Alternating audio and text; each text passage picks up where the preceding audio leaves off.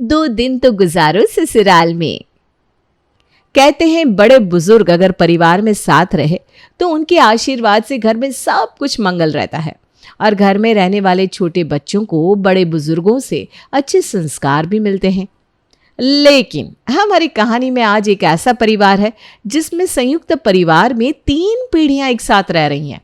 अब इस परिवार में बुजुर्गों के आशीर्वाद से घर में सब कुछ मंगल है या नहीं ये तो पता नहीं, लेकिन दादी सास की आदतों के कारण बहू का जीना जरूर मुश्किल हो गया है।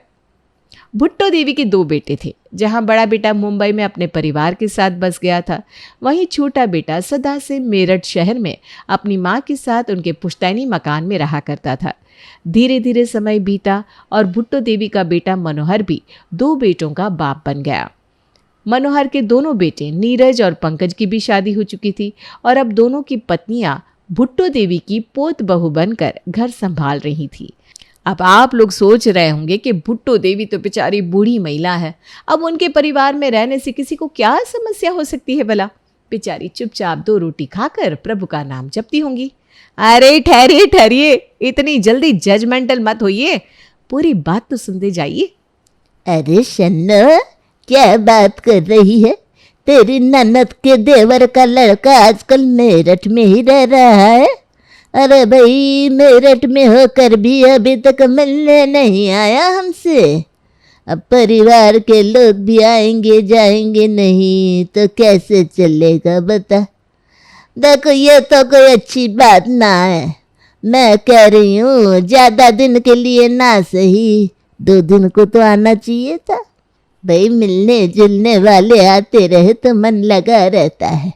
तू ऐसा कर, उसे फोन करके कहना काकी बड़ी नाराज हो रही थी, इस इतवार को मुझसे मिलकर ही जाए। अरे दादी जी, किस पर बिगड़ रही हैं आप? कौन आया मेरठ जो आपसे मिले बिना ही लौट गया? अरे बेटा, वो मेरी बहन है ना, उसकी ननद थी रज्जो, उसके देवर का लड़का आजकल यहाँ मेरठ में ही पढ़ाई कर रहा है।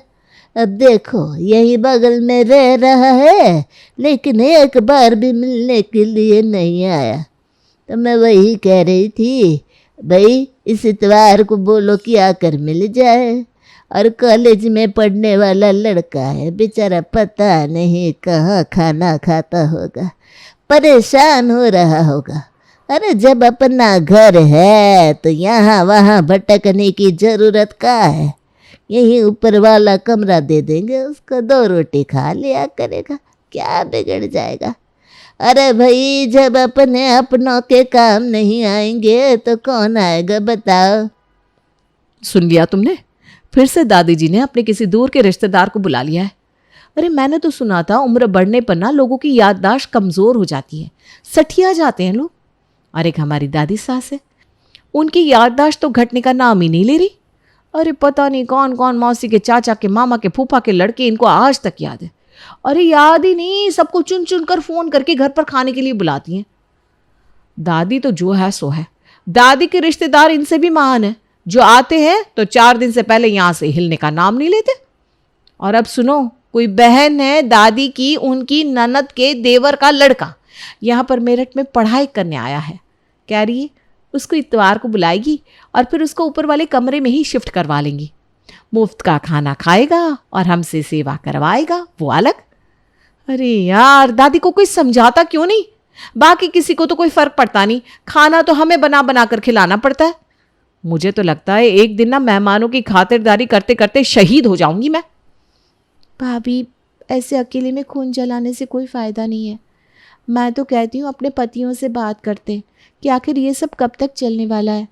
हाँ, ठीक बोल रही है तू। बहुत बर्दाश्त कर लिया, अब हमें बात करनी पड़ेगी। एक वक्त का खाना खिलाने जितनी बात हो ना तो इंसान फिर भी किसी तरह झेल ले। यहाँ तो जो आता है वो यहीं का होकर रह जाता है।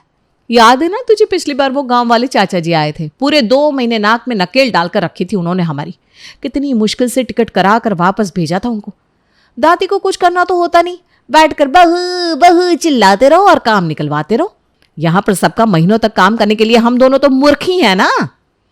शाम के समय जब रजनी और निशा के पति ऑफिस से वापस आते हैं तो वो दोनों अपनी समस्या उन्हें बताती हैं। देख रहे हैं ना आप, दादी जी ने एक बार फिर से नया रिश्तेदार बुला लिया है।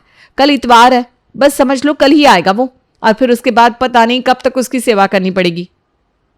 अरे यार, अब करे तो क्या करे दादी का। ऐसा नहीं है कि तुम लोग ही दादी से परेशान हो, अरे मैं भी परेशान हूँ भाई। लेकिन अब इस उम्र में दादी से कुछ कहना भी तो ठीक नहीं लगता। एक तो पहले ही दादी के 10 भाई बहन हैं, और बात सिर्फ उनके 10 भाई बहनों तक ही सीमित रहती ना तो भी कोई बात नहीं थी। दादी तो अपने 10 भाई बहनों के दूर दूर के रिश्तेदारों को भी चुन चुन कर ऐसे घर पर बुलाती है जैसे सबसे रिश्तेदारी निभाने का हमने ठेका लिया हुआ है। अब जो कल आने वाला है वो कौन लगता है दादी का? अब रिश्ता तो तुम खुद ही निकालो, लेकिन वो दादी के तीसरे नंबर की बहन की ननद के देवर का बेटा है। अब मुझे नहीं पता इतने रबड़ की तरह खींचे हुए रिश्तों में कौन किसका क्या लगेगा। चलो आ रहा है तो आने दो। तुम लोग बिना चुपचाप चाय नाश्ता करा कर दाएं बाएं हो जाना, ज़्यादा भाव मत देना, अपने आप चला जाएगा शाम तक। अब जान ना पहचान, मैं तेरा मेहमान, ये तो वही वाली बात हो गई। अब जिसे जानते ही नहीं उसको कितनी देर एंटरटेन कर पाएगा कोई? अरे हम एंटरटेन करें या ना करें उससे क्या ही फर्क पड़ता है, दादी जी है ना। बेटा बेटा करके पहले उसके लिए 56 भोग बनवाएंगी, और फिर वो चाहे मना भी करेगा ना तब भी ऊपर वाले कमरे में उसके रहने का इंतजाम कर देंगी। अरे घर थोड़ी है, सराय है। कोई भी रिश्तेदारी का आई कार्ड दिखाकर हमारे घर आकर मुफ्त सेवाओं का आनंद ले सकता है। और देखो इस घर में वैसे भी नौकरों की कोई कमी थोड़ी ना है। सरकारी नौकरी वाले नौकर है ना घर में, जिनको ब्याह कर लाया गया था। अब उनसे चाहे 4 लोगों की चाकरी कराओ या 40 की, वो बेचारी तो कहीं जाने वाली है नहीं। अरे भाई, तुम बात को कहाँ से कहाँ ले जा रही हो? कोई तुम्हें नौकर नहीं समझ रहा है। तुम जानती तो हो दादी को रिश्तेदारों को अपने घर बुलाना, उनकी खातिरदारी करना कितना पसंद है उनको। और बड़े बुजुर्ग की बातें पसंद हो या नापसंद, उनकी बातों का मान रखना ही पड़ता है। रजनी की तरह निशा भी अपने पति से इसी बात को लेकर बहस कर रही थी, लेकिन रजनी और निशा दोनों ही जानती थी कि इस बात का कोई अंत नहीं होने वाला, इसलिए बात आई गई हो जाती है। अगले दिन, नमस्ते भाभी जी, वो मैं मुजफ्फर से हूँ। भुट्टो काकी यहीं रहती है ना? हाँ यहीं रहती हैं, आओ। बेटा कब से तुम्हारा इंतजार कर रही थी। कहाँ रह रहे हो? मेरठ में? अभी पिछले हफ्ते ही मेरठ आया हूँ, अभी तो कोई ढंग की जगह ढूंढ रहा हूँ। फिलहाल तो अपने दोस्त के यहाँ रुका हुआ हूँ। किराए के मकान तो बहुत मिल रहा है, लेकिन घर जैसा माहौल कहीं नज़र नहीं आ रहा, इसलिए कोई भी कमरा मन को भा नहीं रहा। देखो बेटा, तुम तो घर के ही बच्चे हो, तुम्हारे साथ तो बिल्कुल परिवार वाली बात है। और हमारा भी इतना बड़ा घर है, रहने वाले कुछ ही लोग हैं। तुम चाहो तो आराम से यहाँ रह सकते हो। ऊपर के कमरे खाली ही तो पड़े हैं, और वैसे भी बाहर कहीं रहो तो खाना पीना खाकर सेहत खराब हो जाती है। यहाँ रहोगे तो घर का खाना भी मिलेगा। सोच लो बेटा, और बेटा यहाँ रहोगे तो हमें भी अच्छा लगेगा। अरे भाई, अपने लोगों के बीच में रहने का सुख कुछ और ही होता है। क्यों बेटा, सही कहा ना? ठीक है काकी जी, अब आप इतने प्यार से कह रही हैं तो मैं आपको मना कैसे कर सकता हूँ। ठीक है, मैं कल ही अपना सामान लेकर आपके यहाँ शिफ्ट हो जाता हूँ। जिस चीज का रजनी और निशा को डर था वही हुआ। दादी की बातों में आकर विनय उनके घर में रहने के लिए तैयार हो गया था। 3 साल की डिग्री करने के लिए विनय मेरठ शहर आया था। ये बात सोच सोच कर निशा और रजनी की नींद उड़ी हुई थी कि अगले 3 साल उन्हें विनय को झेलना पड़ेगा। देखा भाभी, मैंने कहा था ना, अरे कोई मूर्ख ही होगा जिसे फ्री का रहना खाना पीना मिल रहा हो वो मना कर दे। मैं कह रही थी ना, वो यहाँ रहने के लिए तैयार हो ही जाएगा। देख लो, आज पहली बार मिला दादी जी से और अनजान लोगों के साथ रहने को तैयार हो गया। गजब लोग हैं दुनिया में, मुझे तो समझ में नहीं आता कहाँ कहाँ से आते हैं ऐसे नमूने। अरे कब तक अपना खून जलाती रहोगी? छोड़ो भी, कोई बात नहीं। जैसे इतना काम करते हैं वैसे उसकी भी 2 रोटियां बना दिया करेंगे। दोनों बहू ने किसी तरह अपने मन को समझा लिया था, लेकिन ये मुसीबत यहीं खत्म होने वाली नहीं थी। विनय ने तो जैसे घर को ढाबा समझ लिया था। दिन के तीनों टाइम वो अपनी फरमाइश बताता और पसंद का खाना न बनने पर 10 तरह के मुंह बनाता। देख रही हैं भाभी आप, हम पर ऐसे ऑर्डर चलाता है जैसे इसके मम्मी पापा 2-4 लाख रुपए देकर भूल गए हैं हम लोगों को। अरे शरीफ इंसान होता है, 2 रोटी मिलती है चुपचाप खा लेता है। 2 रोटी? ये 2 रोटी खाने वालों में से लगता है तुम्हें? एक बार में 8-8 रोटियां साफ कर जाता है। उसमें भी हमेशा यही कहेगा, मजा नहीं आया भाभी, वरना 2-4 रोटी और खा लेता। अरे शुक्र है भाभी कि हमारे खाने से मज़ा नहीं आता, वरना हम तो रोटी बना बना कर पागल हो जाते। बल्कि मैं तो कहती हूँ इसके खाने में ना 2 मुट्ठी मिर्च और झोंक दिया करो। थोड़ी कम रोटी खाएगा ना तो सुकून हो जाएगा हमारे लिए। अरे तो धीरे बोलना, दादी जी ने सुन लिया तो अभी तमाशा बन जाएगा। और ये बात ना आज खत्म नहीं होगी, महीनों तक इसी बात को खींच खींच के दादी जी हमें ताने सुना सुना कर मार डालेंगी। और तुम्हें पता है ना, दादी के सामने माँ जी भी कुछ नहीं बोलती। अरे सारी उम्र बीत गई मेरी इस घर में मेहमानों की खातिर करते करते। मुझे तो कभी घर जैसा महसूस ही नहीं होता। हमेशा यही लगता है कि हम किसी धर्मशाला में रह रहे हैं। एक मेहमान जाता नहीं, इतने में दूसरा आ जाता है। माँ के, फूफा के, चाचा के, भांजे के, भतीजे तक इस घर में महीनों तक रुक रुक कर गए हैं। वो तो शुक्र है भगवान का कि अब मेरी 2 बहुएं आ गई हैं और मुझे कम से कम अब मेहमानों की खातिरदारी में अपनी जान तो सुखानी नहीं पड़ती। अब जब तक माँ जी है तब तक तो दोनों बहू को ये सब बर्दाश्त करना ही पड़ेगा। लेकिन मैंने सोच लिया है, माँ जी के जाने के बाद इन बिना बात के रिश्तेदारों को ना मैं तो 2 दिन भी घास नहीं डालने वाली। कौशल्या तो बस इसी बात से खुश थी कि कम से कम अब उसे मेहमानों की खातिरदारी नहीं करनी पड़ रही। दादी जी किसी भी रिश्तेदार को 2 दिन गुजारो ससुराल में कहकर बुलाती और कौशल्या दोनों बहू को उनकी खातिरदारी में लगाकर खुद आराम से अपने कमरे में सीरियल देखकर अपना टाइम पास किया करती। धीरे धीरे विनय को घर पर आए 2-2.5 महीने का वक्त गुजर गया था। एक दिन अचानक ही विनय कहीं और कमरा लेने के बारे में बात करने लगता है। अरे भाभी, ये सूरज आज कौन सी दिशा से निकला? हमारी मुसीबत तो हमें छोड़कर जा रही है। ठीक कह रही है तू निशा। चलो अच्छा हुआ, भगवान ने इसे सद्बुद्धि तो दी। अच्छा है ना, बला टले तो सही। विनय 2 दिन में अपना सामान पैक करके घर से जा चुका था। विनय के जाने के बाद बड़ी बहू को एहसास होता है कि घर से कई सारे कीमती सामान गायब हो गए हैं। ज़्यादा दिमाग पर जोर डालने की ज़रूरत नहीं थी, सीधी सी बात थी। विनय ने ही उन सामान पर हाथ साफ किया था। जब तक घर में सब लोगों को एहसास हुआ तब तक काफ़ी देर हो चुकी थी। रिश्तेदारी का मामला था, इसीलिए दादी का लिहाज करके घर में सभी लोग चुप रह जाते हैं। महीनों तक मुफ्त में घर पर रखकर मेहमान नवाजी करने के बाद अंत में धोखा हाथ लगा था निशा और रजनी के। और यही कारण था कि अब वो घर में आने वाले मेहमानों के नाम से पहले से भी ज़्यादा चिढ़ने लगी थी। विनय को गए हुए कुछ दिन बीत गए थे कि अचानक एक दिन घर के दरवाजे की घंटी बजती है और एक दिन लगभग 55-56 साल का आदमी घर के अंदर आता है। माफ करना, हम पहचान नहीं पाए आपको। अरे ऐसे कैसे नहीं पहचानेंगे आप? मुंगेरी लाल आपके जो ससुर थे ना, उनके चाचा के लड़के के जो जमाई थे, उनके साले के साथ हमारी भतीजी का रिश्ता हुआ था भाई। चाचा जी तो बड़े थे और तब हम छोटे थे। कई बार मिलना हुआ चाचा जी से, फिर घर गृहस्थी में बिजी हो गए। आज अचानक याद आया कि भाई मेरठ में तो हमारे चाचा जी भी रहा करते थे, क्यों ना चलकर उनसे मिला जाए। चाचा जी कहीं नजर नहीं आ रहे। अरे बेटा, उनको गए तो बरसों बीत गए। अरे अरे माफ़ कीजिएगा, बड़ा दुख हुआ ये बात सुनकर। तुम्हारे चाचा जी नहीं है तो क्या हुआ, उनके बेटे हैं, मैं हूँ। तुमसे मिलकर बड़ा अच्छा लगा बेटा। पुराने लोगों से मिलने की ना मिठास ही अलग होती है, मन प्रसन्न हो गया। अच्छा तुम बैठो, मैं ज़रा तुम्हारे लिए चाय नाश्ते का इंतज़ाम कराती हूँ।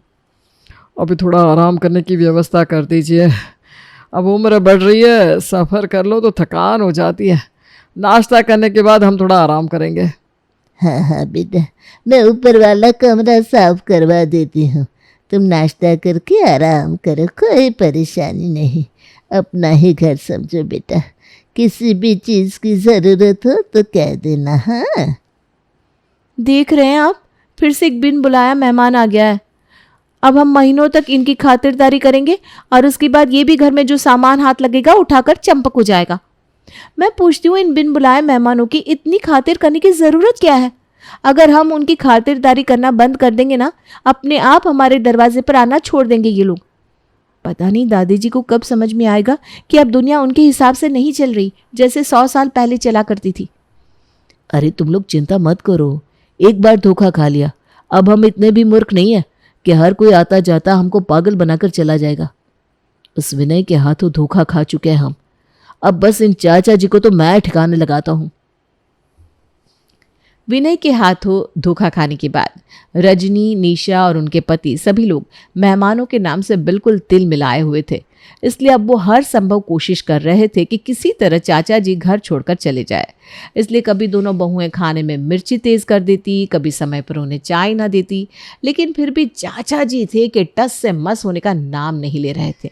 वो रोज़ घंटों बैठकर दादी के साथ बातें करते और फिर उसके बाद अपनी चारपाई पर पैर पसार कर आराम करने लगते। खाना तो बना बनाया उन्हें मिल ही रहा था। इसी तरह दिन गुजरते हैं। एक दिन, अरे 1 महीना हो गया आपकी नौकरी छूटे हुए, ऐसे कैसे काम चलेगा? कुछ तो करिए, चाहे छोटा ही हो, लेकिन एक नौकरी का होना बहुत ज़रूरी है। एक तो वैसे ही घर में रोज़ कोई ना कोई मेहमान आकर बैठा रहता है, घर के खर्चे तो आप जानते हो ना। मैं समझता हूँ, लेकिन मैं भी क्या कर सकता हूँ। मैं तो महीनों से रोज़ इंटरव्यू देने जा रहा हूँ, लेकिन बिना सिफारिश के कहीं पर भी बात नहीं बनती। देखता हूँ, कल एक कंपनी में मेरा इंटरव्यू है, अगर वहाँ बात बन जाए तो। अगले दिन नीरज इंटरव्यू के लिए कंपनी में पहुंचता है। नीरज जी, आप अंदर जा सकते हैं, HR मैनेजर ने आपको बुलाया है।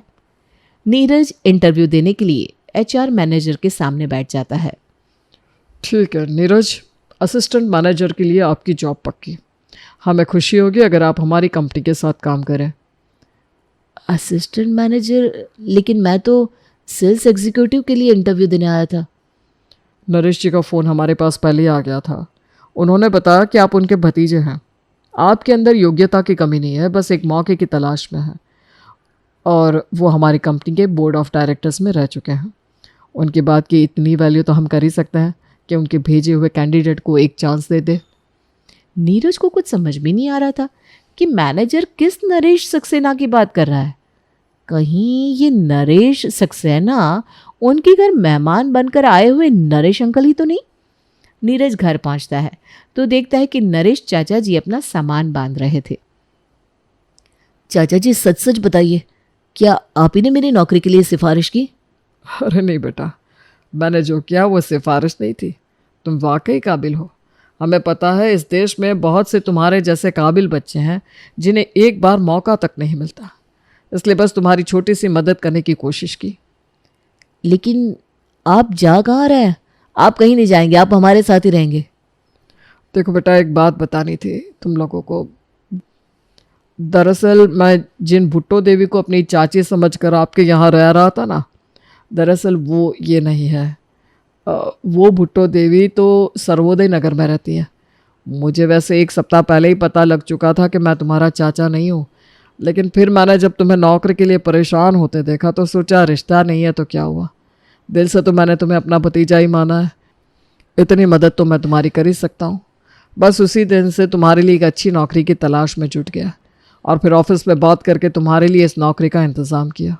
मैं बहुत शर्मिंदा हूँ कि बिना पूरी बात जाने मैं गलत एड्रेस पर आकर आप लोगों के घर इतने दिन रहा और आप सबको इतना परेशान किया। निशा और रजनी के कई बार रोकने के बाद भी चाचा जी लौट गए थे। इस घटना ने परिवार में सबकी आंखें खोल दी थी। उन्हें समझ में आ गया था कि घर पर आने वाला हर मेहमान गलत नहीं होता। अगर कुछ लोग रिश्तों का फ़ायदा उठाते हैं तो उन्हीं में से कुछ लोग ऐसे भी होते हैं जो दिल से रिश्तों को निभाते हैं।